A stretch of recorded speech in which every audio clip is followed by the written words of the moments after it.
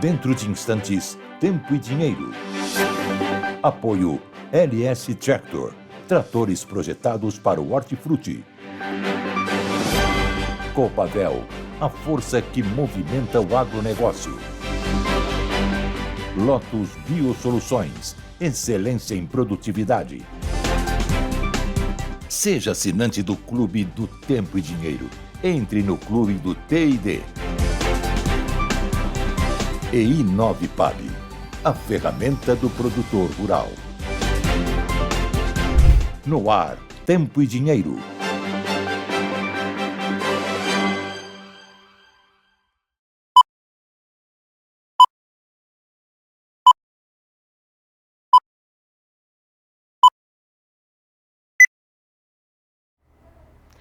Olá, muito boa tarde, amigos do Tempo e Dinheiro. Está começando a edição desta quarta-feira, 26 de fevereiro de 2025. Eu sou a Fernanda Custódio, já trago os primeiros destaques da edição de hoje. No tempo, nós temos um alerta duplo lá para o estado do Rio Grande do Sul, segundo o IMET, ainda falando sobre onda de calor e, além disso, previsão para tempestades ao longo do dia. No restante do Brasil, nós também temos essa previsão de chuvas intensas, então já fica aí o nosso alerta ao produtor rural, quem está no campo nesse instante. E além disso, nós vamos falar sobre a quinta onda de calor prevista aqui para o Brasil a partir de sexta-feira, 28 de fevereiro. No dinheiro, a gente continua acompanhando soja lá no mercado internacional. Nesse instante, com leve queda, mercado bem próximo da estabilidade. Isso porque, semana de calmaria, os investidores estão aguardando as primeiras projeções da safra norte-americana, já da temporada 25-26, que devem começar a chegar a partir de amanhã no mercado com os números do Outlook Forum do SDA, assunto para Vlamir Brandalize, mas tudo isso daqui a pouquinho.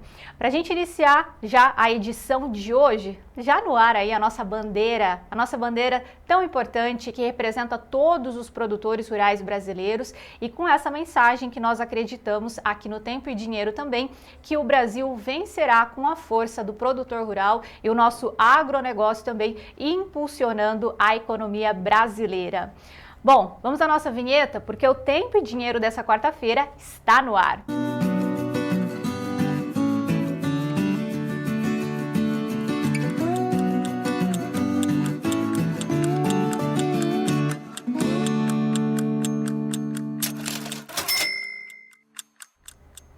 E eu já vou chamar aqui os destaques dos nossos analistas para a edição de hoje.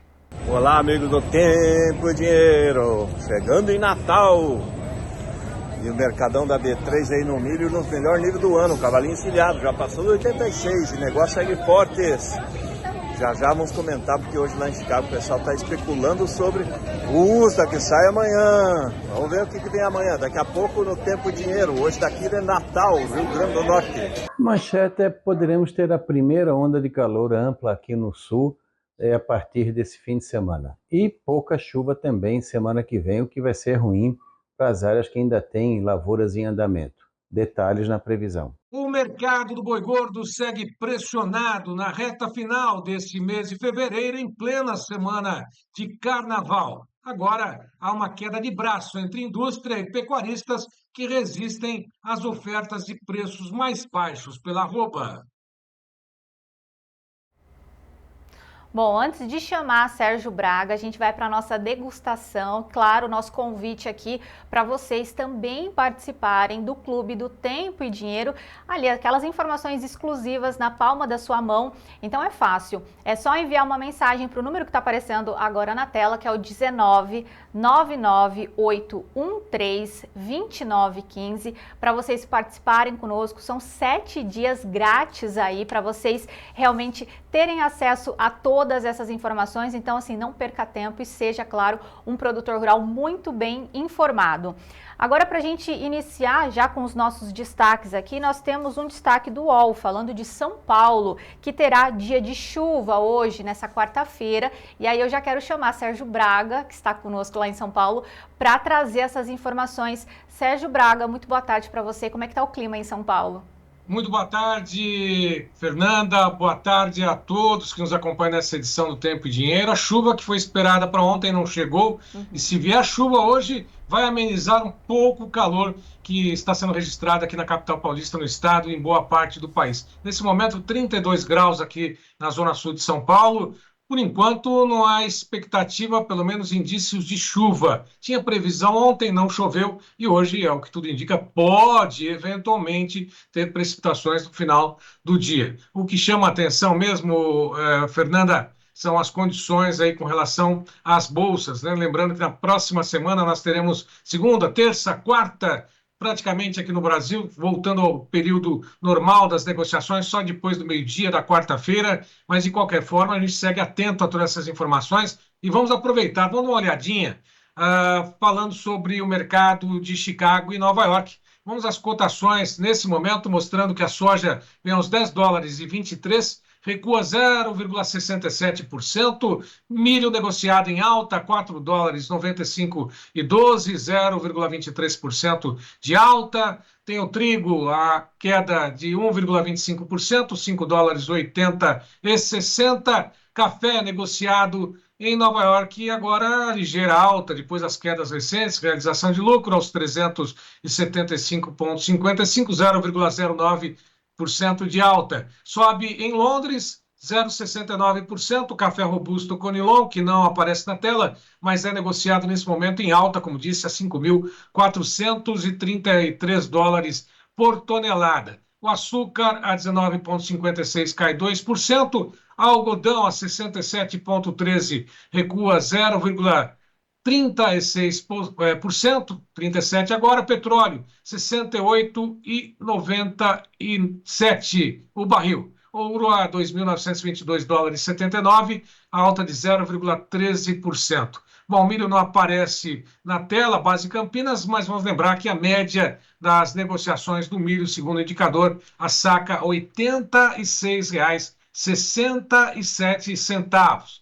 Bom, vamos também ao mercado financeiro, começando pelo mercado cambial, pelo dólar, nesse momento, que segue a R$ 5,79 mais 10, chegou a bater os 5,80, recuou agora, mas em alta de 0,90%. Índice Bovespa, as negociações em queda de 0,47%, de olho no cenário externo e principalmente também nos números de geração de emprego aqui no Brasil. Isso tem influenciado o dólar e também o índice Bovespa. Vamos também às cotações no mercado de soja, dá uma olhadinha também no vencimento, que é março, está aparecendo na tela ainda, mas de maio em diante são os contratos mais negociados, mais importantes nesse momento, $10,22,87, 0,69 de queda. Quanto ao café, o indicador do café, está aí, café, a queda de 0,22% a 375,25.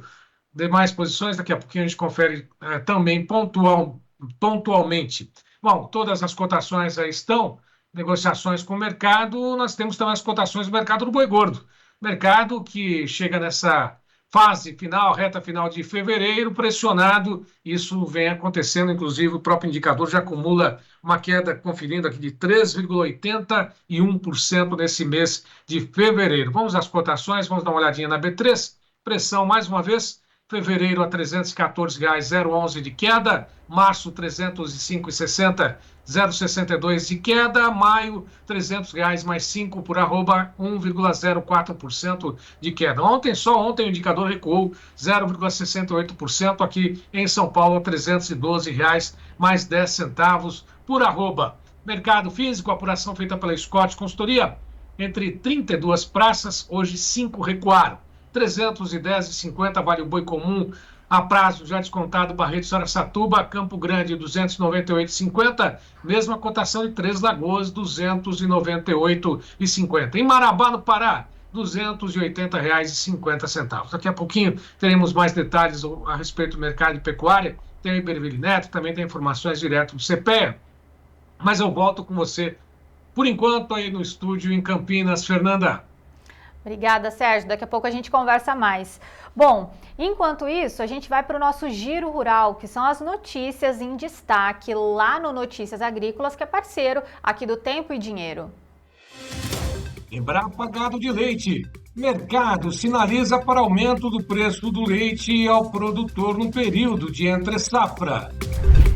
Arroz CPEA. Preços seguem em queda. Café. Queda externa pressiona cotações domésticas. Algodão CPEA. Alta dos preços no Brasil ampliam vantagens sobre os preços externos. Banana CPEA. Chuvas fortes levam prejuízos aos produtores do norte de Santa Catarina.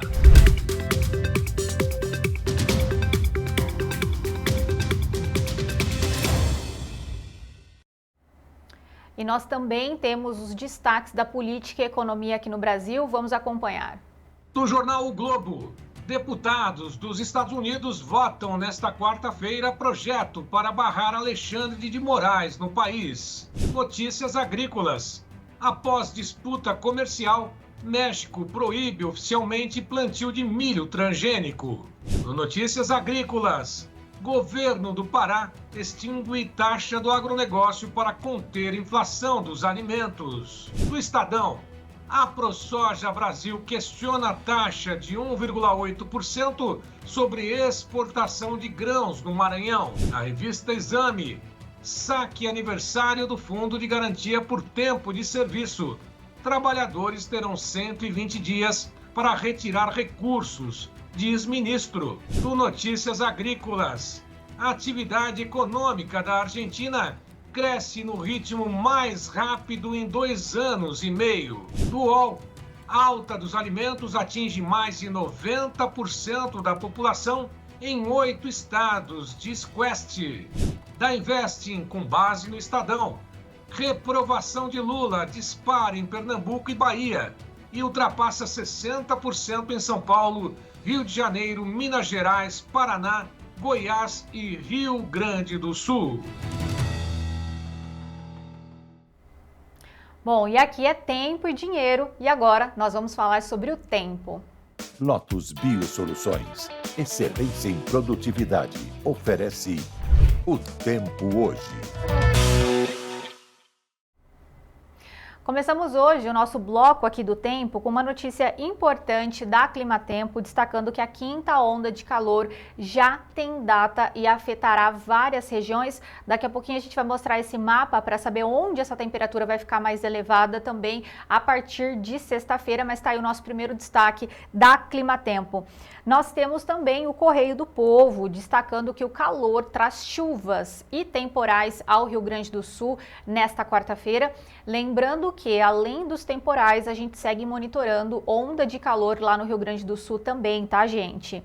E além disso, nós temos o Brasil 61 com previsão do tempo. Estados do Sudeste têm alerta de chuvas intensas também, pelo menos para esta quarta-feira. E o tempo, aí já destacando para a gente que Cuiabá deve ter um dia com pancadas fortes e rápidas nesta quarta-feira. Então vejam que em boa parte do Brasil nós temos esse indicativo de chuva, nessa previsão de chuvas, na verdade. Lá no Rio Grande do Sul são tempestades e em boa parte do Brasil o que a gente vai acompanhar realmente são chuvas intensas.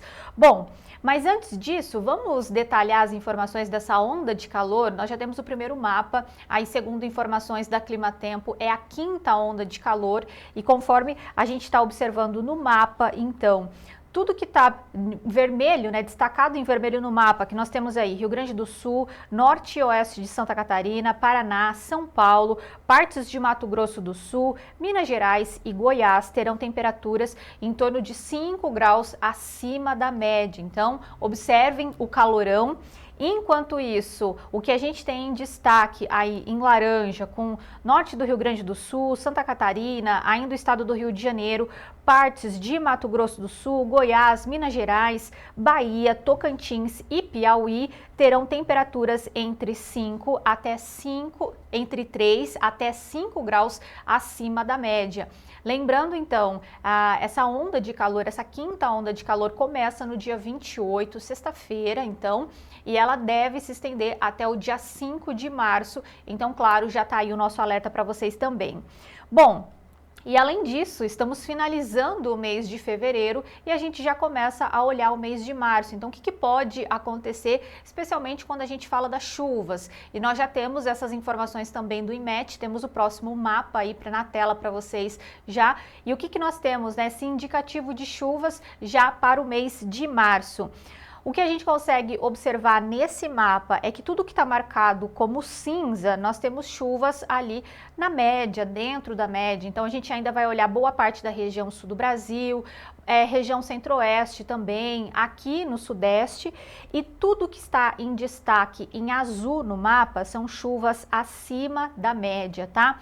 Inclusive, esses volumes de chuvas, eles podem ultrapassar 300 milímetros lá na região norte do Brasil, conforme a gente está acompanhando aí na imagem, exceto ainda em áreas do Tocantins e Rondônia, que podem receber chuvas, inclusive, abaixo da média. Então, mais um destaque aí para a gente ficar de olho.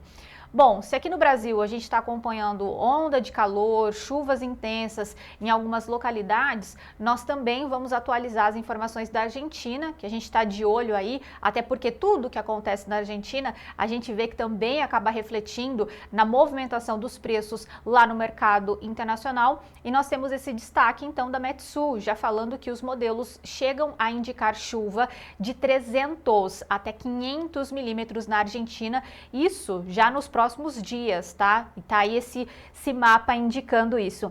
E aí o que nós temos? Essas áreas mais afetadas, né, são as províncias, então, de Buenos Aires, Santa Fé, Entre Rios, São Luís, La Pampa e Córdoba, com acumulados de chuvas em várias cidades muito elevados no que resta dessa semana e ainda durante a próxima semana. Então, é uma informação importante para a gente continuar acompanhando aí, monitorando também, até porque num passado não muito distante a gente estava falando de estiagem também lá na Argentina e agora a gente já vê essa mudança de padrão climático com muita chuva aí entre 300 até 500 milímetros também nos próximos dias. Bom, vamos mostrar chuvas no Brasil nesse instante. A gente tem informações aí do satélite do NOAA e aí a gente vai ver onde está chovendo no Brasil. Inclusive, nas nossas redes sociais, várias pessoas têm enviado mensagens aqui falando que o mapa está mostrando essa chuva, mas ela não está chegando na região. Então, assim, gente, o que a gente mostra aqui são previsões, nem sempre, a gente tem essa previsão para a cidade, mas nem sempre chove aí na sua localidade especificamente, mas essas são as informações que nós temos aqui e, claro, a gente gosta de compartilhar aqui com vocês também. Inclusive, se tiver diferente, aproveita aqui, ó, participe conosco, envie também vídeos, fotos aí da sua região para a gente mostrar aqui no Tempo e Dinheiro. Bom, mas chuvas agora, nesse instante, nós temos ainda chuvas muito concentradas no centro-norte do Brasil, que é um padrão climático que a gente vem acompanhando também nas últimas semanas aqui para o Brasil, tá?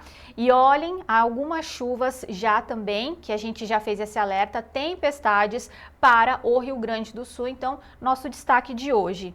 E agora a gente vai saber como é que ficam essas chuvas também, esse padrão de chuvas para os próximos dias aqui no Brasil. Previsão climática do dia 27 de fevereiro ao dia 5 de março. Nós estamos finalizando o mês de fevereiro ainda com volumes de chuvas mais concentrados no centro-norte do Brasil. Destaque ainda para o estado de Mato Grosso. Temos algumas localidades do estado de Mato Grosso do Sul também. E o que a gente acompanha, clima seco ainda ali na divisa entre Minas Gerais e o estado da Bahia. Também outro destaque são as chuvas, tanto na Argentina quanto no Uruguai, e o que a gente já observa no mapa é que nós vamos iniciar o mês de março com menos chuvas, tanto no sul do Brasil quanto na região sudeste. A chuva reduz ainda também no estado de Goiás e também no estado da Bahia, mas a gente continua acompanhando essas chuvas em menor volume ainda no centro-norte do Brasil, ali no estado de Mato Grosso, e muita chuva ainda lá no estado do Maranhão. Então esse é o padrão climático, a gente começa o mês de março com menos chuvas no sul, sudeste e ali Minas Gerais e Bahia também. E para entender melhor essa previsão climática, a gente tem agora o comentário do Ronaldo Coutinho, lá da Climaterra.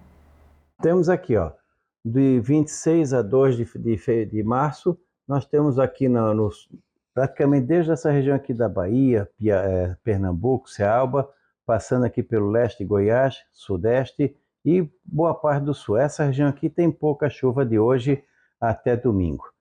Nessa área aqui tem uma chuva melhor, pegando aqui o Elefantinho, Ceará, Piauí, Maranhão, indo para a Amazônia e aqui o centro-oeste. Na área aqui do Mato Grosso, Tocantins, oeste do Goiás e norte do Mato Grosso do Sul, a chuva tem uma certa frequência, pode atrapalhar o andamento da colheita, principalmente o Mato Grosso e o sul do Pará, e também norte do Tocantins.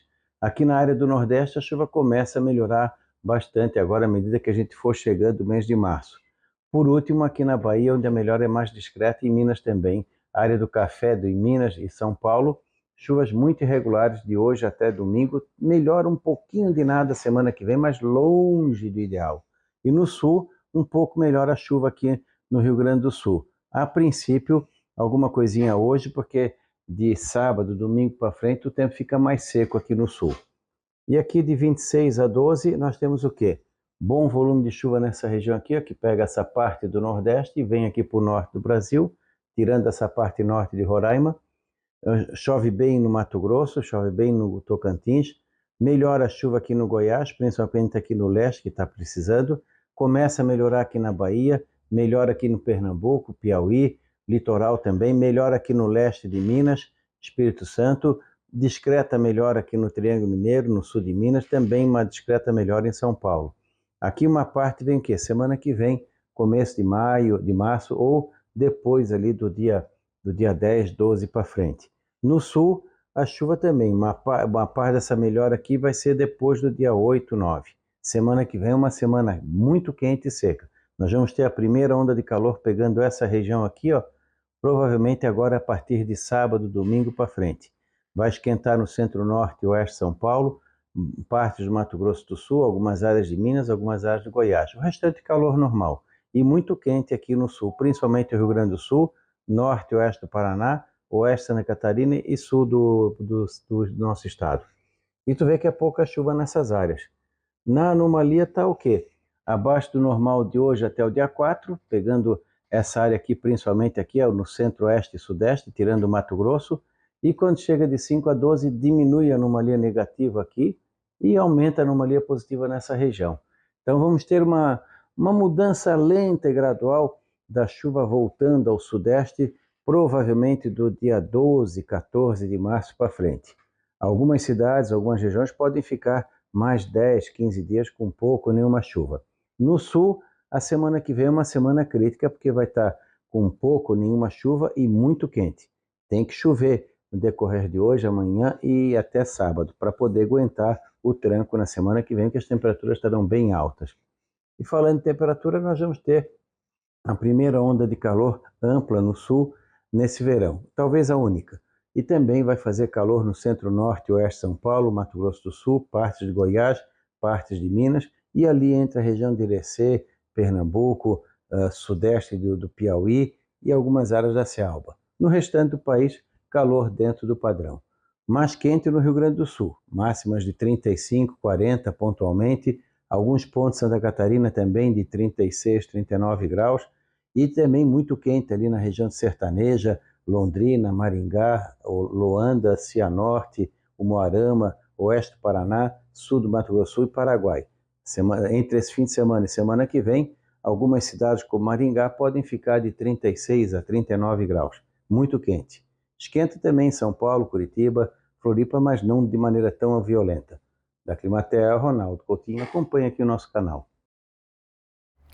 Ronaldo Coutinho, então, aí trazendo essa informação, confirmando, na verdade, que a gente estava vendo também nas informações do INMET, e ele já destacando, próxima semana, então, muito quente e seca, principalmente no sul e na região sudeste, e aí nós só teremos chuvas a partir da segunda semana de março, é isso que tem indicado também, a gente vai ficar de olho nessas informações. Importante a gente reforçar que esse quadro é um oferecimento da Lotus Biosoluções. Um novo conceito em nutrição vegetal que está oferecendo para agricultores de todo o Brasil mais produtividade. Lotus Biosoluções, excelência em produtividade. E antes do nosso intervalo comercial, vou olhar aqui os comentários de vocês. Estou aqui com o YouTube. O Delmar está falando boa tarde. Maurício Belinello, que não participa conosco hoje, mas está aqui falando, ó, ótima tarde a todos. Obrigada, Maurício, para você também. O Josino falando boa tarde, amigos do agro. Colheita de soja já se encaminhando para o final aqui na região de Cristalina, lá em Goiás. O Aloísio, boa tarde, amigos do Tempo e Dinheiro. 35 graus, esperando a chuva em Salto do Jacuí, lá no Rio Grande do Sul. A Fabiana, boa tarde a todos do agro. Piratini, Rio Grande do Sul, amenizou um pouco a temperatura com uma chuva maravilhosa de 52 milímetros até agora. As lavouras agradecem e eu espero que venha para todos. A gente também está nessa expectativa, viu, Fabiana? E o Clélio Montini falando boa tarde a todos. Tempo muito quente, 34 graus em São Miguel do Iguaçu, no Paraná, e esperando a chuva também. Se ela chegar aí, você confirma pra gente depois, tá bom, Clélio? Bom, e agora sim, vamos fazer um intervalo comercial, mas eu volto na sequência com informações do mercado da soja e também destaque para o milho, hein? Vlamir Brandalize daqui a pouquinho vai trazer essas informações, a gente volta já.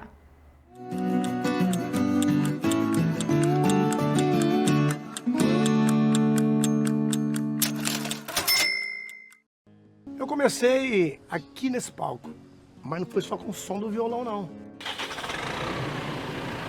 Foi com o ronco do trator.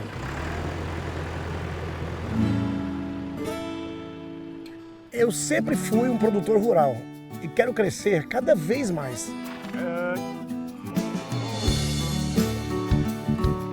E a marca que eu escolhi para mim é a LS Tractor. Ela tem força, tecnologia e amor pelo campo. Maravilhoso, né? É show demais! É tão show que eu pedi bis. LS Tractor, tecnologia sul-coreana, coração brasileiro. Esse é bruto, hein? Para saber seu custo e conhecer o melhor momento de venda, use a i9PAB, a ferramenta do produtor rural. Com a i9PAB, você acessa o índice PAB e compara o melhor momento de venda. Lance as despesas na i9PAB para você saber seus custos. Registre as ofertas na i9PAB para acompanhar seu lucro. i9PAB, a ferramenta do produtor rural. Quando você procura uma revenda para trocar parte da sua safra através de um barter, acontecem duas coisas importantes. Do seu lado, você garantiu os insumos necessários para você continuar avançando. Mas de outro, para a revenda, você fornece a eles um ativo financeiro. Um ativo que pode ser uma promissória, uma CPR. Com esse ativo, a revenda repassa para a multinacional que forneceu os insumos, que por sua vez repassa para a trade que vai ficar com os seus grãos. Enfim, as três vão travar as suas posições na bolsa, porque se cair estão travados, se subir eles ganham. Então por que você também não pode participar da alta? Essa é a proposta do barter inteligente aqui do Tempo e Dinheiro. Participação também da alta quando você faz o barter, você faz a troca. É um direito seu, é um dever de você também ganhar se houver uma alta nos preços. Aprenda como fazer aqui conosco no barter inteligente. Faça parte desse grupo. Mande um contato pelo nosso WhatsApp 199-8907-8047. 199-8907-8047. Venha fazer parte desse grupo inteligente. Barter inteligente do Tempo e Dinheiro. E vamos em frente.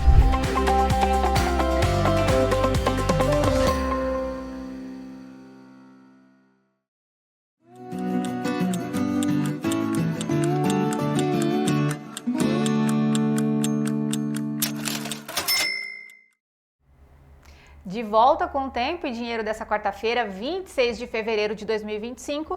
E agora a gente vai falar de soja. Então, antes de chamar o Vlamir, vamos acompanhar os preços. A gente tem a primeira referência já do contrato março, trabalhando a 10,22, uma leve queda de 0,75%. temos todos os vencimentos também para compartilhar com vocês. O março, então, a 10,23, o maio a 10,39, o julho a 10,54 e o agosto também, nesse instante 10,53, mercado caindo entre 7 e 9 pontos. Temos as referências também aqui para a Bolsa Brasileira, o março a 22,51, o maio a 22,89, também trabalhando em campo negativo, pelo menos nessa quarta-feira. Então, vamos às notícias da soja com Wlamir Brandalize? Notícias da soja com Wlamir Brandalize. Apoio Copavel, um show de cooperativa.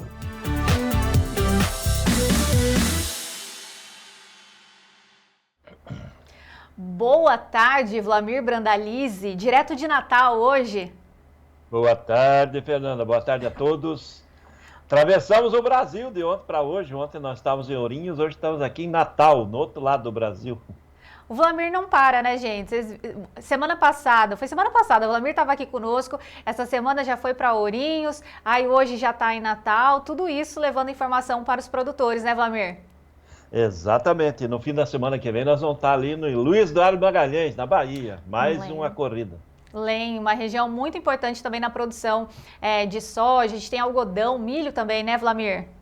Isso, e está crescendo muito lá o sorgo, né? O pessoal vai estar com a indústria de etanol de sorgo ali na região. Muito bom, Wlamir. Para a gente iniciar a nossa conversa aqui e falar sobre o preço da soja, nenhuma novidade, né, Wlamir? Quando a gente olha o mercado internacional, realmente está todo mundo aguardando os números do USDA com essas primeiras projeções da safra norte-americana. Exatamente. Hoje é véspera, né? Amanhã já é a reunião do Outlook Forum. Existe uma grande tendência do USDA trazer uma queda de área de soja, aumento do milho, mas a semana está uma semana neutra, né, de mercado, levemente pressionada para baixo, vamos dizer assim, em função das condições melhores aí na Argentina, a colheita no Brasil ganhando ritmo, Brasil chegando aos 50% colhido, então o mercado sabendo que tem uma safra grande.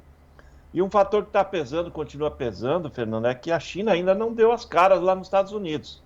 Depois da entrada do Trump, da briga comercial aí, efetiva, não tivemos negócios novos anunciados pelo USDA. Então, isso tudo dá sinais de que fundamentos bons para o longo prazo tem, mas de curto prazo só notícia ruim, né? Porque chuva na Argentina é notícia ruim para a cotação. Colheita andando em ritmo normal no Brasil também, para as cotações não é notícia ruim. E automaticamente mercado acomodado. Só que aqui no Brasil ele já segue na estabilidade. Enquanto Chicago está caindo, aqui ele está estável. Ô, Wlamir, era isso que eu ia perguntar para o senhor. Hoje de manhã eu até entrei no site do USDA para ver se a gente tinha aquele reporte diário, né, de compras ali e nada. Mas se a China não está comprando lá nos Estados Unidos, está comprando alguma coisa aqui no Brasil? Na realidade está comprando e está carregando embarques, né? Só que ela não está levando muita coisa nova, porque nós estamos com atraso dos embarques. Então, era para embarcar esse mês de fevereiro mais de 9 milhões de toneladas. E o relatório da CSEX dessa semana, ele trouxe até a última sexta-feira, falta só essa semana para fechar o mês, 3.698.000. Ou seja, está longe aí da expectativa, que era de... os primeiros line-ups era para mais de 12 milhões de toneladas, e nós estamos com 3,7 e falta uma semana, então vai chegar a 5 milhões, 5 e pouquinho, então vai ficar bem abaixo. Então, como tem muita soja que era para embarcar fevereiro, vai embarcar março, se dá uma acomodação, né, no mercado, mas o mercado é comprador, ele é comprador, a China está comprando, as empresas chinesas sempre estão no mercado, e a semana vai passando aí, estamos no meio da semana, e as cotações aqui nos portos brasileiros quase não mudaram. Nós tivemos alguma flutuação pequena no dólar, tivemos Chicago caindo, Chicago recuando, né, em relação aos dias anteriores, mas o prêmio está segurando, né, o prêmio está suportando, né, só para dar um spoiler aí, hoje pega Paranaguá, a soja agora de março é 132, a soja de julho com agosto 142. Olha a diferença, Fernando, R$10 para quem precisa vender agora, entregar e receber, daquele que pode esperar ir para o meio do ano. Dá uma diferença bem grande, né? Exatamente. Ô Vlamir, e começando a trazer já um pouco aqui para a América do Sul também, o senhor falou dessa notícia ruim, né? A gente até mostrou aqui também no bloco do clima, a Metsu já trazendo esse alerta, porque nós podemos ter chuvas de 300 até 500 milímetros em muitas localidades da Argentina. O mercado está olhando para essa informação também? Sim, a Argentina agora aparentemente vai normalizar a situação de umidade. Então, ele já melhorou a qualidade das lavouras no relatório da última quinta-feira. Essa condição de chuvas agora vai dar continuidade das lavouras agora avançarem para a fase de formação de vagem, enchimento de grão com boa umidade. Então, as perdas na Argentina, se confirmado esses volumes de chuvas aí nos próximos dias e próximas semanas, a safra argentina também já vai estar quase garantida, né? Então, isso está pesando no mercado e é possível que agora a safra da Argentina fique perto de 50 milhões de toneladas. Até a semana passada, o pessoal estimava, não, a Argentina é 45, 46. Mas agora, como ela está recebendo chuva na hora que as lavouras precisam, e a Argentina tem condição de recuperação dessas áreas, então é safra. É por isso que o mercado de Chicago está meio morno, né? Ele está liquidando, começou aí meio 0 a 0, o noturno trabalhou com 1, 2 de baixa e agora está 7, 8 de baixa, porque falta aquele fator, aquela notícia boa positiva, que seria compra chinesa, USDA cortando safra plantio americano, mas não tem nada disso certo, né? É bem provável que vai sair no Outlook queda diária, mas não está ainda oficializado. E a China está esperando usar a questão de comprar soja americana para as negociações com os Estados Unidos. Então ela está jogando para frente para usar isso como argumento de negociação aí frente à guerra comercial e as taxas que o Trump está colocando em cima de produtos chineses. Né? Ô Vlamir, e ainda aqui olhando a América do Sul, a gente tem um primeiro vídeo de soja safrinha lá em Santa Rita, no Paraguai, do Elias Antônio Herman. Vou até pedir para o Gleidson colocar, porque assim, uma lavoura impecável, Vlamir.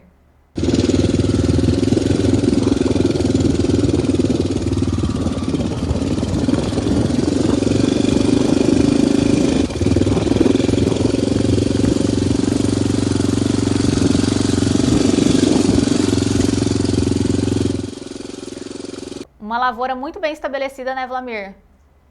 Exatamente. Eles sofreram com a safra, com a primeira safra, e agora está vindo uma safrinha muito boa.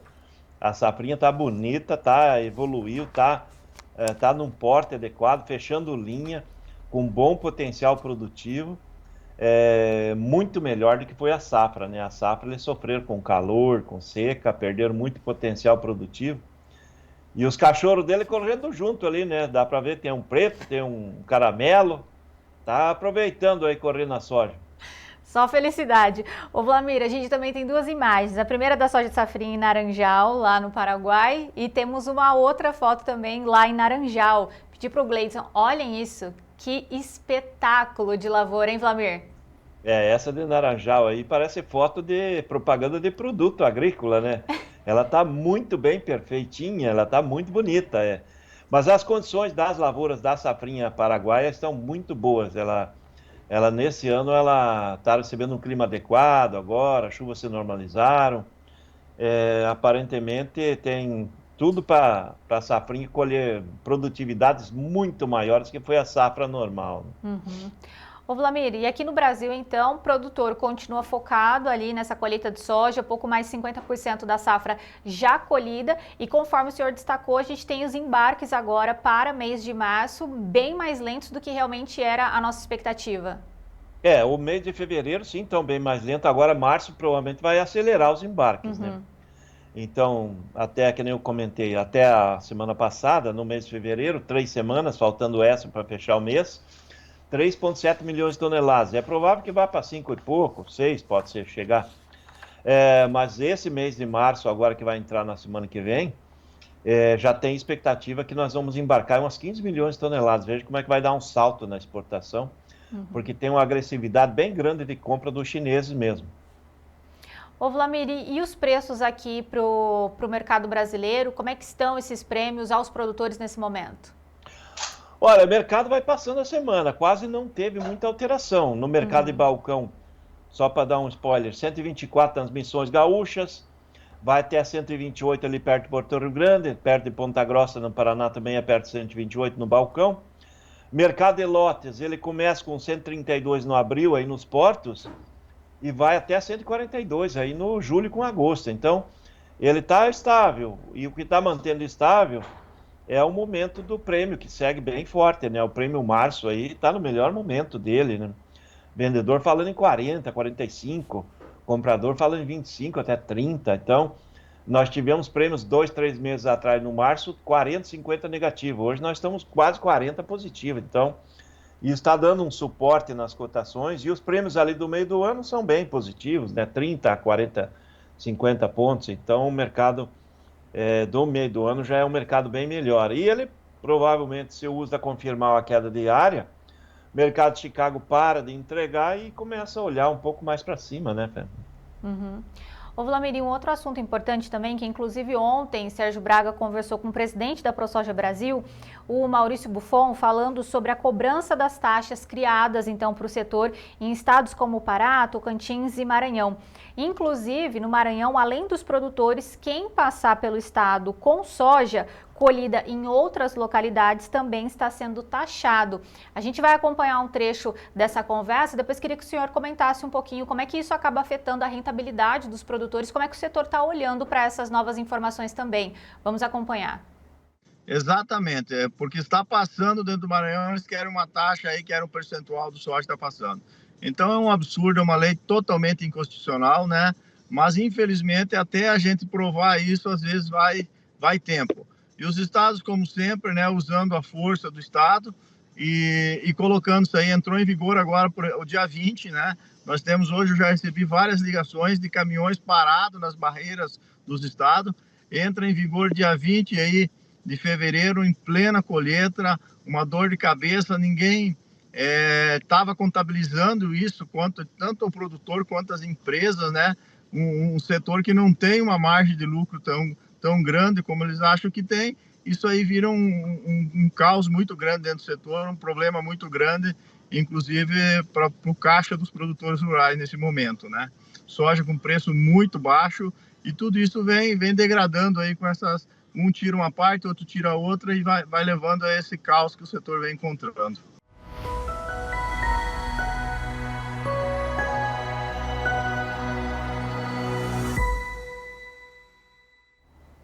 Ô, Vlamir, quem vai pagar essa conta? Mais uma vez o produtor rural? Na realidade, o consumidor vai pagar mais caro o óleo de soja, né? Porque tudo que é colocado de tributo vai chegar lá na gôndola do supermercado. O produtor vai pagar a conta porque a nossa maior parte do volume é a exportação, então ele não chega no consumidor brasileiro. E o mercado internacional ele faz a cotação de fora para dentro, né? Então, não é nós que fazemos a cotação. Isso, com esse nível de taxação aí, né, perto de 2%, se eu não estou enganado, sobre o volume total da produção do produtor, isso equivale aí a aumentar o custo do produtor aí mais em 4%, 5%, né? Então, é mais um canibalismo em cima do produtor. A gente já viu isso acontecer na Argentina. A Argentina foi à bancarrota por causa disso.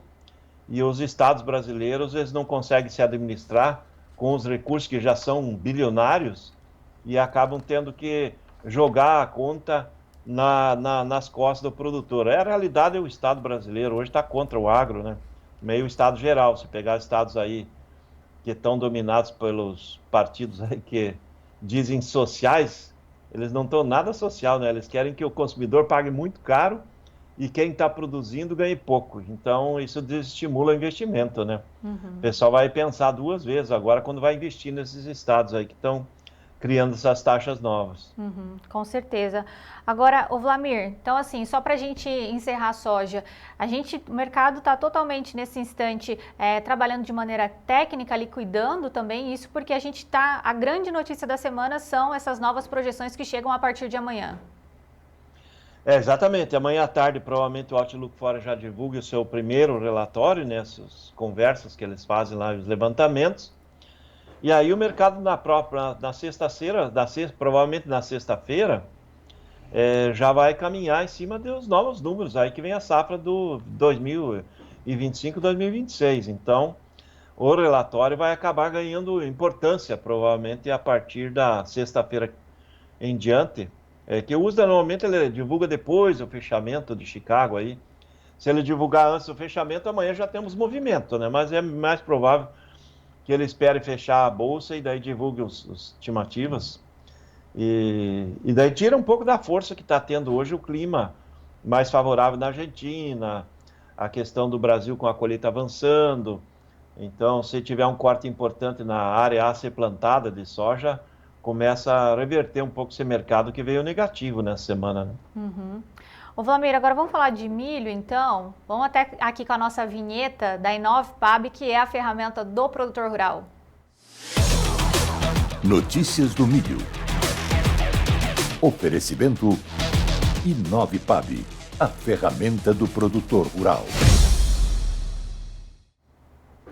Vamos aos preços lá na Bolsa de Chicago, então. Nesse instante, o mercado ali trabalhando com ligeira movimentação também. A gente vai saber depois com o Vlamir se o mercado também está aguardando esses números já do SJ. Mas a gente tem o março ali a 4 dólares e 79 cents por bushel. A gente tem o maio a 4,94, o julho a 4,99 e o setembro a 4,67 nesse instante. Temos os preços do milho também aqui na B3 que estão subindo. Inclusive, destaque, né? Vlamir vai falar daqui a pouquinho, mas olhem o março a R$ 86,41. O maio bateu R$ 82,16 e o julho a R$ 74,50, subindo forte mais um dia aqui na B3. Vlamir Brandalize. Vou deixar o mais emocionante para o final, né? Que aí a gente vai falar do milho aqui no Brasil, que o senhor vai pedir o cavalinho encilhado. Mas em Chicago, é isso, né? O mercado também aguardando os números do SDA. Pegando Chicago aí, a triste notícia é que o julho perdeu 5 dólares de suporte, né? Então ficou abaixo 4,99. São cotações boas, mas o maio e o julho vinham trabalhando ambos aí acima de 5 dólares, ele já está trazendo reflexos aí de acomodação, né? O julho chegou a trabalhar 5,20 e agora já abaixo de 5 dólares em função do que o mercado espera, realmente que tem um avanço da área plantada. O mercado trabalha com a ideia que se tiver um avanço de 2 milhões de hectares de área de milho lá nos Estados Unidos, ele já vai trabalhar entre 4,5 e 5 dólares, e não mais 5 a 5,30 que estava trabalhando maio e julho. Em função desse avanço, que daí já espera que a nova safra de milho venha uma safra maior, aí de 15, 20 milhões de toneladas adicionais. Isso traz mais um equilíbrio, né? Porque o quadro mundial é de aperto, o milho segue firme lá fora, não está tendo milho para atender a demanda. Então, ele não, mesmo que tenha um aumento da área americana, ele não tem uma debandada de baixa. Então, ele teria um momento de acomodação, patamares um pouco menores, mas vai seguir com cotações boas. De 4,5 a 5 dólares é bom o nível de preço do milho lá em Chicago. Já aqui na B3, o que está acontecendo na B3? A B3 está batendo o recorde de novo, né? Esse nível da B3 aí já acima de 86 no março. Se pegar a posição julho ali também acima de 73, 74. Nós estamos aí acima de 73 lá no setembro. As posições da B3... elas são muito fortes, porque o pouco que tem de milho da safra passada, que está na mão do produtor, está sendo muito valorizado, Fernando. E agora a B3 está refletindo a demanda aquecida do mercado interno, porque nós estamos com o recorde de exportação do segmento de carne e recorde de demanda de ração. Ontem lá em São Paulo, que eu estava lá em Ourinhos, o pessoal nos comentou lá que teve negócio de milho em São Paulo para a indústria de ração que estava precisando de milho imediatamente a R$ 90, porque não tinha vendedor. E o vendedor pediu 90 e o comprador teve que pagar, justamente porque ainda temos grande parte da safra, da primeira safra no campo, que não foi colhida. Há uma dúvida sobre essa evolução da safrinha que está sendo plantada, mas a questão principal é que nós estamos passando com estoques muito baixos. Então não tem estoque, quem tem o estoque na mão é produtor capitalizado, está valorizando.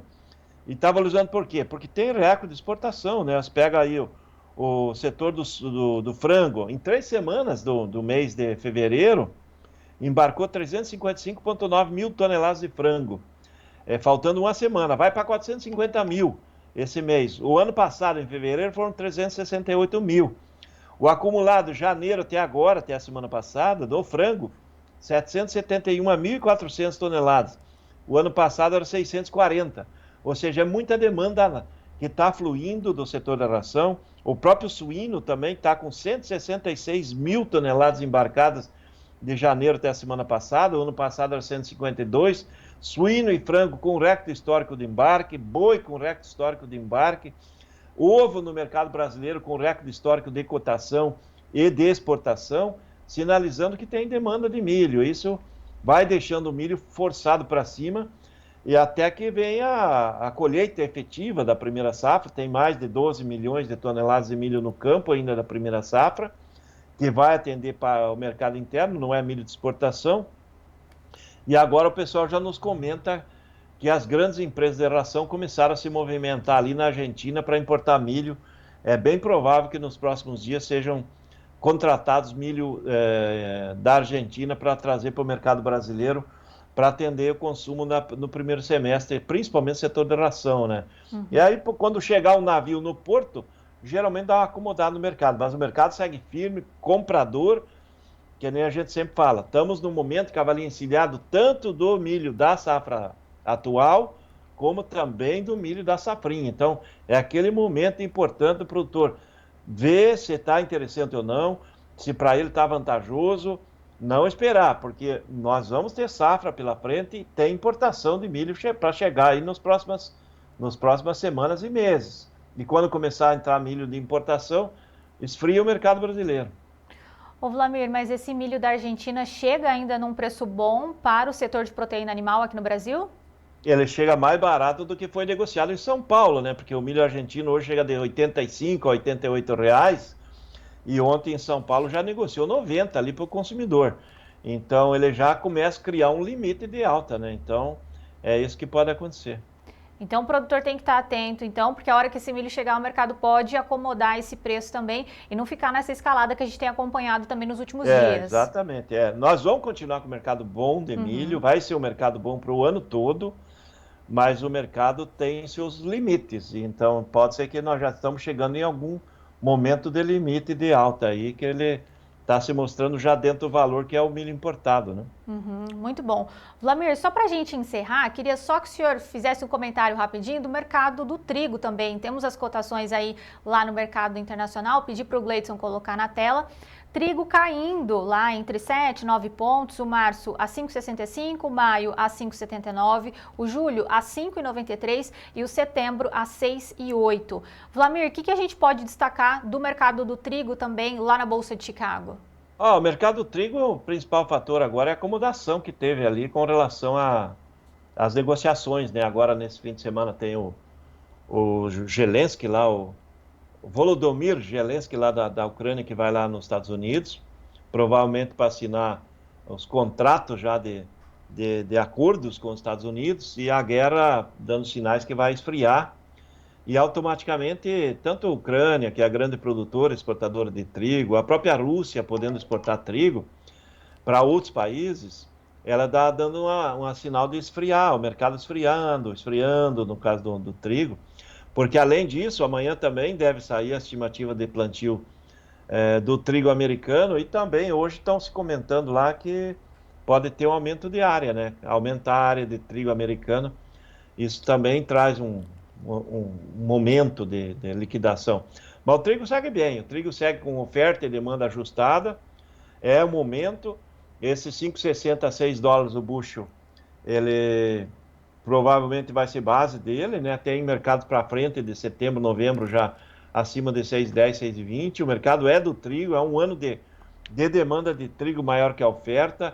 Trigo americano está ruim de qualidade, então mercado interno do trigo certamente vai, quem for para a safra, vai ter uma condição muito melhor que foi o ano passado, né? Mesmo que hoje é um dia de liquidação, como está caindo soja, está caindo derivados da soja, o mercado hoje está mais vermelho, né, no geral das commodities, e o trigo seguindo a mesma lógica, né? Mas é por causa do mercado mais acomodado e com relação à guerra efetiva.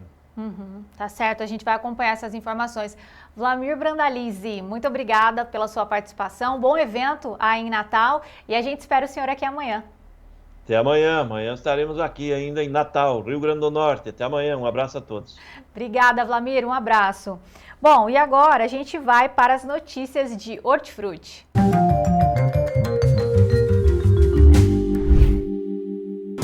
Oferecimento LS Tractor. Tratores projetados para o Hortifruti. Já temos então as nossas cotações, a gente vai mostrar a partir de agora na tela para vocês. O leite, referência a dezembro de 2024, a R$ 2,52 o litro lá no Espírito Santo. A batata, a saca de 25 quilos, em R$ 42,70. Padrão Ágata Especial, lá na região de Guarapuava, no Paraná. Ovo branco, caixa com 30 dúzias, a R$ 240,25 na região de Bastos, aqui em São Paulo. E o tomate salada 3A com a caixa de 20 quilos em R$ 108,75 no Rio de Janeiro, na capital. A banana nanica, preço ao produtor, nós estamos falando de 80 centavos o quilo, lá no norte também de Santa Catarina. Bom, quarta-feira é dia da gente falar do mercado de mandioca, com Fábio Isaías Felipe, direto do CPEA, e o que a gente acompanha ainda é que tanto os preços da mandioca quanto dos derivados, eles seguem em queda. Isso porque a gente tem aumento da oferta e a demanda continua enfraquecida, mas vamos acompanhar. Mercado de mandioca. Oferecimento Simp, Sindicato das Indústrias de Mandioca do Estado do Paraná. Bem, se os preços da mandioca seguem em queda, a situação não é diferente para os derivados. Nós estamos observando um aumento na oferta desses derivados, a qual certamente decorre dessa intensificação no esmagamento, conforme já conversamos em outras oportunidades, e também há uma certa melhora no rendimento industrial. Junto deste cenário, nós temos que a demanda ainda segue enfraquecida, seja por fatores econômicos e também pelas expectativas baixistas dos compradores. Nesse caso, o mercado segue andando de lado, segue com poucas negociações. E claro, com a proximidade do período de carnaval, dos recessos, o mercado tende a ficar cada vez mais parado. Enfim, na semana passada, a produção de fécula, que é mensurada pelo CPEA semanalmente, ela já superou 106 mil toneladas. E esse volume supera em quase 5% aquela de período equivalente do ano passado, também se constituindo como recorde de produção. Obviamente, em um mercado de maior oferta e demanda enfraquecida, os estoques das fecularias e modificadoras têm apresentado certo crescimento. Consequentemente, os preços vindo abaixo. Na semana entre 17 e 21 de fevereiro, o preço médio da saca de 25 quilos de fécula ficou em R$ 79,33, valor FOB Indústria. Esse valor equivale a R$ 3.173 por tonelada, e na parcial de fevereiro já tivemos uma queda de 7,8%, uma queda bastante considerável, não é diferente no caso da farinha, mercado de farinha bastante parado, principalmente no atacado. Desse modo, os mercados ficam mais regionalizados, ou seja, mais direcionados às regiões de origem das produções.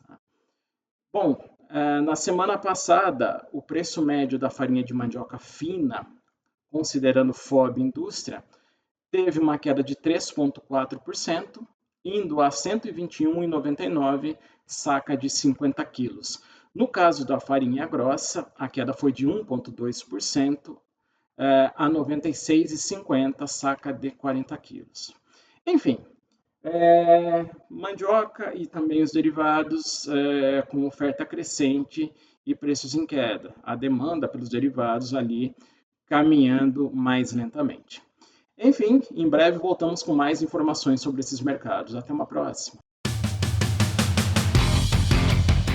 Mercado de Mandioca tem o apoio do SIMP, Sindicato das Indústrias de Mandioca do Estado do Paraná.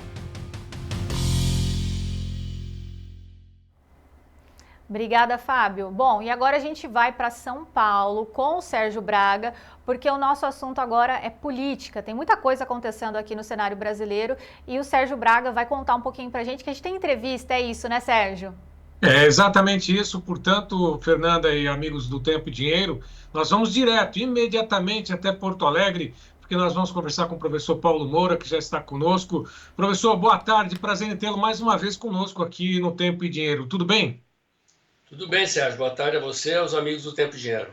Professor, mais uma pesquisa divulgada sobre a desaprovação do governo e também desaprovação pessoal de Lula, né? Agora, a última pesquisa mostra que essa desaprovação, reprovação, vamos usar o termo correto, disparou em Pernambuco, Bahia, Pernambuco, veja bem, ultrapassou 60% em todos os estados do Sudeste, Rio de Janeiro, São Paulo, Minas Gerais, Paraná, parte de Goiás, estado de Goiás e também no Rio Grande do Sul. Isso já era esperado? Como é que o professor avalia essa pesquisa, essa última divulgada hoje, inclusive pelo Estadão?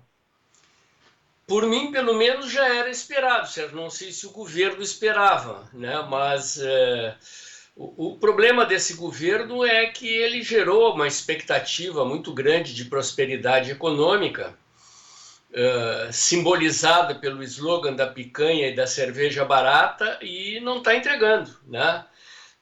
Claro que processos políticos, sociais, eleitorais sempre têm várias causas, mas uma das grandes bandeiras, das bandeiras centrais do Lula na eleição passada, foi a promessa de prosperidade econômica.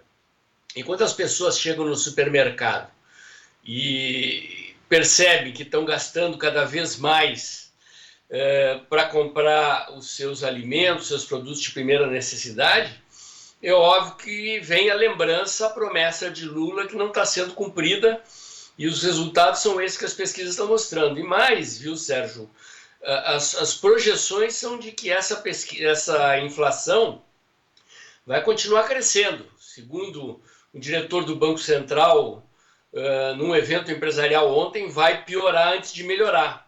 As expectativas são de que a inflação siga acima do teto da meta até o terceiro trimestre desse ano e que talvez chegue no teto da meta no último trimestre. Portanto, a sensação de perda econômica da população vai continuar e acredito que a sequência das pesquisas mais à frente deve mostrar quedas ainda maiores na impopularidade de Lula. Bom, o problema é essa inflação, até quanto vai subir, né? Quanto mais vai pesar ainda no bolso do consumidor. Não precisa nenhuma pesquisa, inclusive, feita pela Quest, né, mostrando que 90% das pessoas já sentiram o peso ou imaginam que tem inflação. Nem precisa, é só ir nos mercados, né? 90% da população de 8 estados apenas, nessa pesquisa, mostra que a inflação está presente. Não haveria nem necessidade de uma pesquisa nesse sentido. Sim, saber quanto é que está se pagando mais pelo ovo, inclusive que era o alimento mais barato e que teve uma cotação histórica, né, professor? Aquilo que era a salvação, a proteína mais barata, passou a pesar também no bolso do consumidor. Mas não tem ovo de pata, não tem ovo de ema, professor? Para o povo não, né? Para o feliz morador dos palácios presidenciais, o problema do supermercado é o problema dos outros, né? A vida dele está garantida e ele parece que vive no mundo da lua, né? Existe aquela expressão de que Brasília é a ilha da fantasia. Certamente Lula vive na ilha da fantasia e não consegue perceber. Isso é um traço característico da avaliação que o PT está fazendo. Eles não acham que esteja passando por problemas.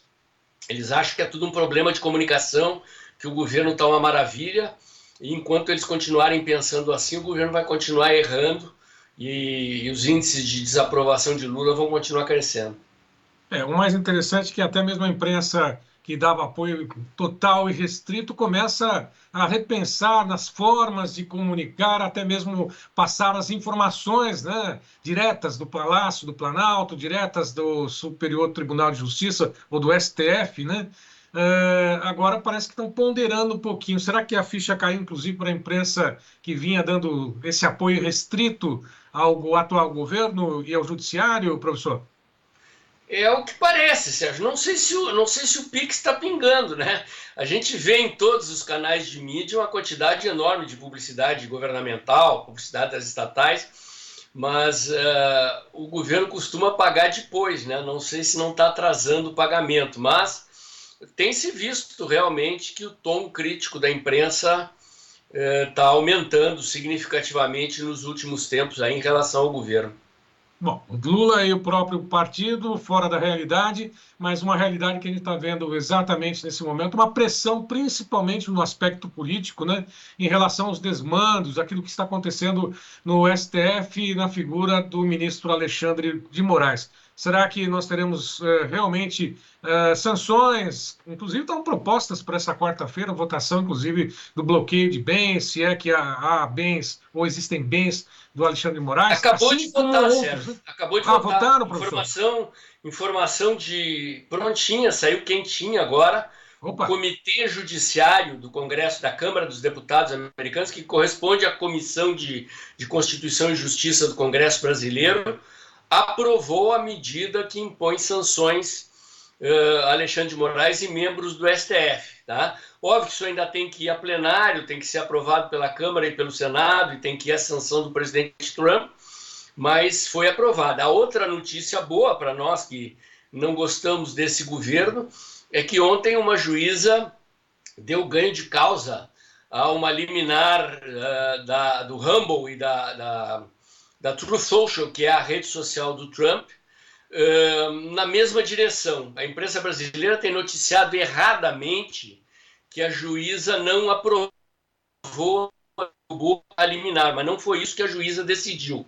Na verdade, o que ela disse é que, como o Alexandre de Moraes não está cumprindo o rito legal de notificação no estrangeiro dos alvos das suas sanções, que as empresas americanas não precisam obedecer às decisões de Alexandre de Moraes. A notificação em país estrangeiro ela tem que ser feita por um instrumento chamado carta rogatória, em que a justiça de um país comunica a justiça do outro país para que a justiça do país destinatário notifique os alvos. E o Alexandre de Moraes tem notificado por e-mail, tem notificado pelas redes sociais, e a juíza decidiu, então, que a Truth Social e o Rumble não precisam obedecer a Alexandre de Moraes enquanto ele não notificar pelas vias legais. Então ela disse que não cabia julgar liminar porque oficialmente não há uma decisão comunicada pelas vias legais por Alexandre de Moraes. Então, no intervalo de 24 horas, duas decisões importantes, uma da Justiça, uma da Câmara dos Deputados dos Estados Unidos, e mostrando que as eventuais sanções dos Estados Unidos ao Alexandre de Moraes e aos membros da Suprema Corte Brasileira estão avançando tanto pela via jurídica como pela via política, e acredito que devem seguir avançando. Em primeira mão, portanto, professor Paulo Moura trazendo essas informações aprovadas, por enquanto, na Justiça dos Estados Unidos, as sanções ao ministro Alexandre de Moraes, estender provavelmente a outros ministros, também familiares, ao que tudo indica, isso pode acontecer, ou a todos aqueles que estiveram envolvidos em algum tipo de perseguição, até mesmo a essas mídias, né, as empresas, né, norte-americanas, aí da Trump, X e outras, né? Professor, nós teremos agora dia 16 de março, como é que está essa mobilização, né, pela anistia primeiro, né, e também com outro propósito, né, contra esse governo que aí está?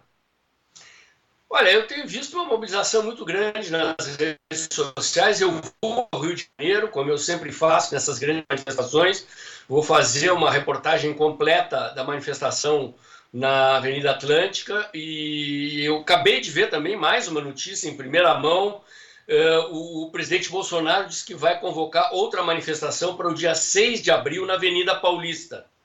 Então, acredito que teremos aí uma onda crescente de manifestações de rua em oposição a essas medidas autoritárias do STF e em defesa da liberdade de expressão e da anistia no Brasil.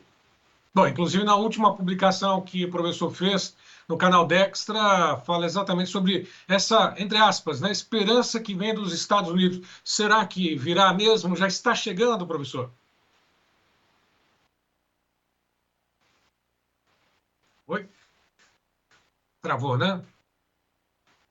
Travou. Oi, professor. A situação que eles Oi?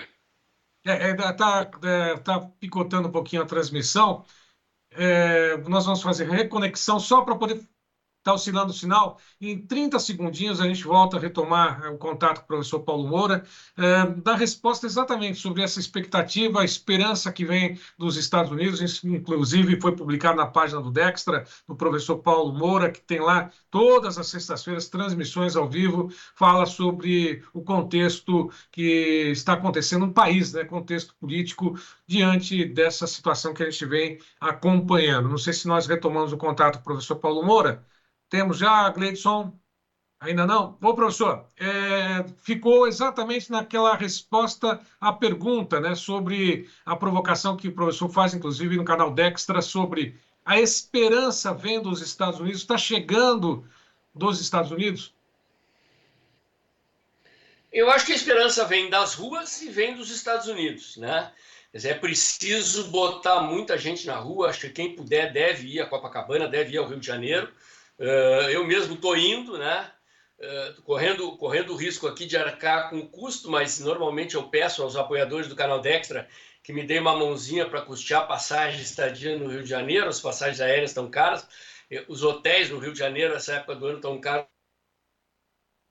também. Poxa vida, infelizmente, né? Já reservei hotel. Professor, a comunicação está... Né?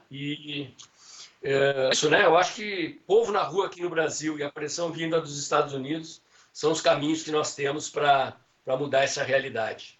Tá certo. Professor, picotou um pouquinho mais, né? Teve uma interferência na transmissão, na internet. A última pergunta, né? Eduardo Bolsonaro está à frente, inclusive foi ovacionado no encontro com o presidente Trump, no último encontro realizado com a direita lá nos Estados Unidos. Nós temos aqui também um possível apoio de Bolsonaro a Tarcísio de Freitas, governador, a eventual disputa à presidência da República. O senhor acha que isso vai acontecer ou não?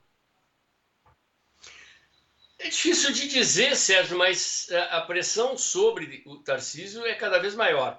O que acontece é o seguinte, os grandes empresários brasileiros, os banqueiros, os donos do poder no Brasil, já chegaram à conclusão que o próximo governo terá que ser um governo que faça ajuste fiscal.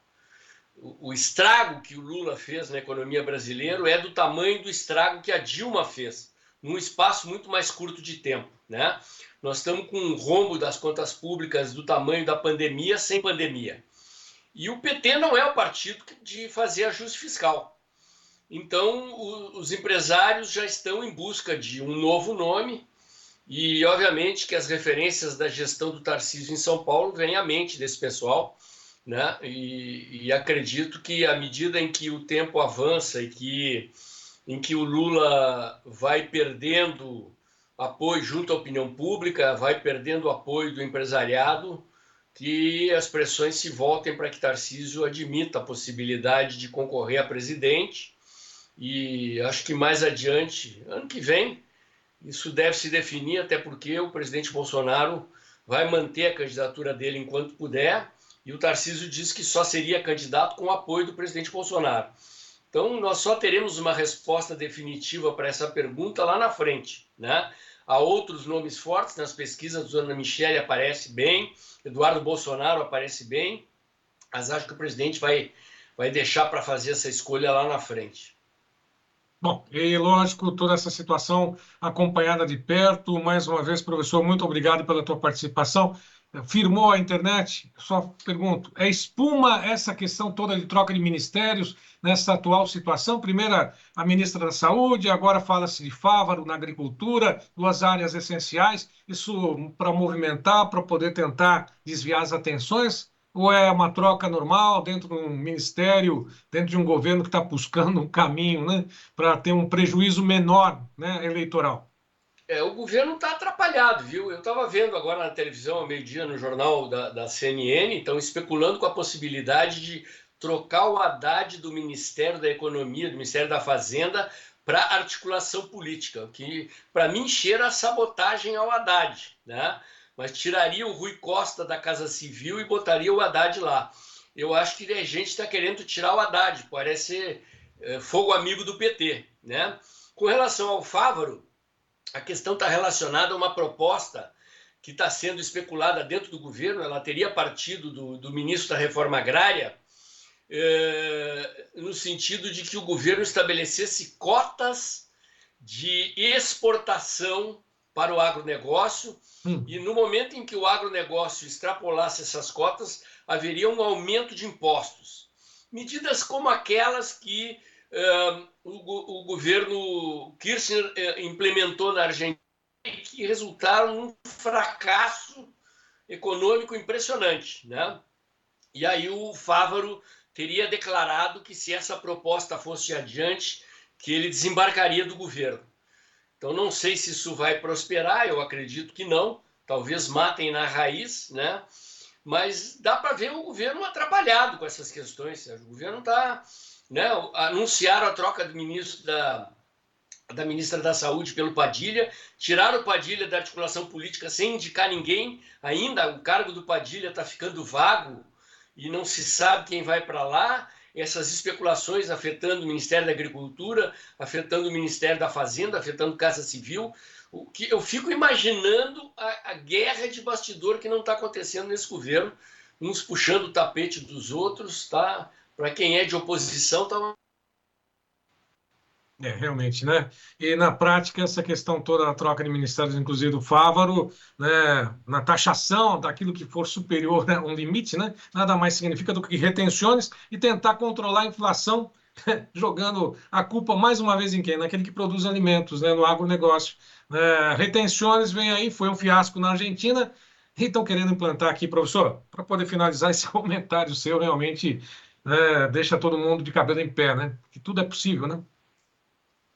Eu espero que a pressão da opinião pública faça o governo recuar, né? O Fávaro plantou a sua reclamação ontem e não houve mais repercussão, que é sinal de que talvez o governo tenha dado um cala-boca geral lá, e no sentido de impedir que esse tipo de medida prospere, dada a repercussão negativa, né? Mas a gente vê um governo atrapalhado, certo? Essas coisas vertem na imprensa, provocam ruído, colocam o governo em colisão com setores importantes da economia brasileira. Isso só faz aumentar a queda dos índices de desaprovação do governo, né? Então, o governo está batendo cabeça, está sem saber o que fazer, e não há sinais de que esse cenário vá mudar no curto prazo. Pelo contrário, a situação aparentemente vai se agravar. Sexta-feira tem transmissão ou dá uma pausa para o carnaval, professor? Não, toda sexta-feira tem live no canal. Aqui não tem pausa, nós somos escravos do algoritmo, né? Se não publica todo dia, derruba a audiência. Então, leva uma semana. A gente fica um dia sem publicar um vídeo, leva uma semana para recuperar a audiência. Então, eu publico todos os dias, e sexta-feira à noite terá live às 20 horas, como todas as sextas-feiras. Todo dia tem vídeo aqui no canal, toda sexta às 20 horas tem live no canal. Certo. Portanto, quem puder apoiar o canal Dextra do professor Paulo Moura, aí mais uma vez a participação dele conosco, acompanhando de perto tudo o que acontece na política, né, escancarada, infelizmente, né, desastrosa, que a gente está acompanhando, pesando no bolso de todo mundo, inclusive politicamente falando, juridicamente falando, justiça, tudo, enfim, né, um rosário aí, né, praticamente de problemas. Professor, mais uma vez, obrigado pela tua participação. Um abraço, até a próxima. Obrigado pela oportunidade, Sérgio. Um grande abraço a você e aos amigos do Tempo e Dinheiro. Obrigado. Bom, Fernanda, eu volto com você aí no estúdio. Fernanda. Obrigada, Sérgio Braga. Bom, e agora a gente vai para as notícias do café. Notícias do café. Oferecimento Clube do Tempo e Dinheiro. Seja assinante e ganhe 7 dias grátis.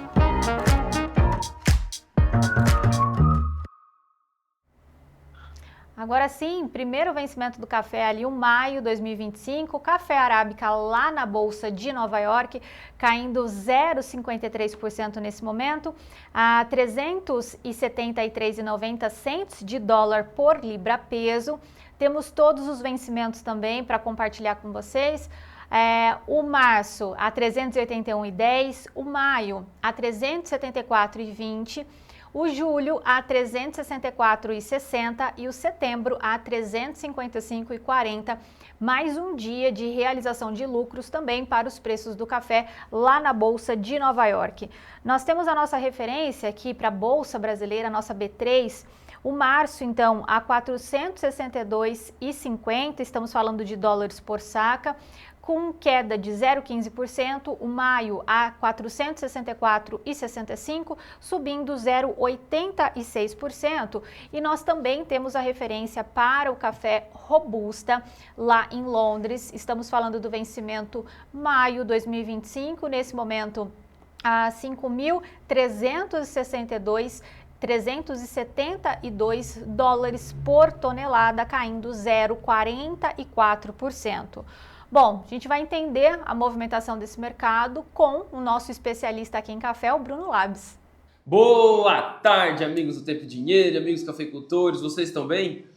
Vimos ontem nas bolsas novas baixas, mas é importante dizer que isso não é uma novidade, ele vem acumulando essas baixas desde a semana passada, mas eu disse anteriormente aqui também e eu vou repetir, apesar das baixas recentes, o mercado físico segue muito travado, com preços praticamente congelados nas máximas que a gente vinha praticando dias atrás, e até aqui nada mudou na precificação destes cafés. Tudo que vemos até agora são apenas realizações e não uma reversão de tendência. É importante deixar isso muito claro. A questão principal aqui é que nada foi alterado com relação aos fortes fundamentos que nós temos. Que fundamentos fortes são esses, Bruno? Nós temos um cenário extremamente desafiador à frente, com baixíssima oferta da matéria-prima, que no caso é o café, uma safra muito pequena e aquém do esperado, somado a isso, níveis de estoque de passagem historicamente muito baixos na questão do mundo, se comparado ao mundo, certo? Então, pessoal, eu acredito ainda que nós vamos ver sim um repique das bolsas, para testar as máximas históricas ou chegar perto daqueles preços. Depois disso, o que a gente vê, nós vamos ter que aguardar para ver o que vai acontecer, certo? Se é esse o topo do mercado ou se a gente vai ver níveis de preço maiores do que a gente já viu. Portanto, até o momento, isso é apenas realização dos fundos de investimento. Tá certo? Desejo a vocês um ótimo fim de tarde, fiquem com Deus e até amanhã. Obrigada, Bruno Labs. Bom, conforme o Bruno falou aí para a gente ficar atento, mercado físico ainda travado e o que a gente acompanha lá no mercado internacional não é uma reversão de fundamentos. Fundamentos continuam dando suporte, são fundamentos altistas para o mercado, mas o que a gente tem acompanhado é realmente uma movimentação técnica, um movimento de realização de lucros depois dessa forte alta que a gente tem acompanhado também no mercado do café. Bom, e agora a gente vai para as notícias da pecuária com o Sérgio Braga.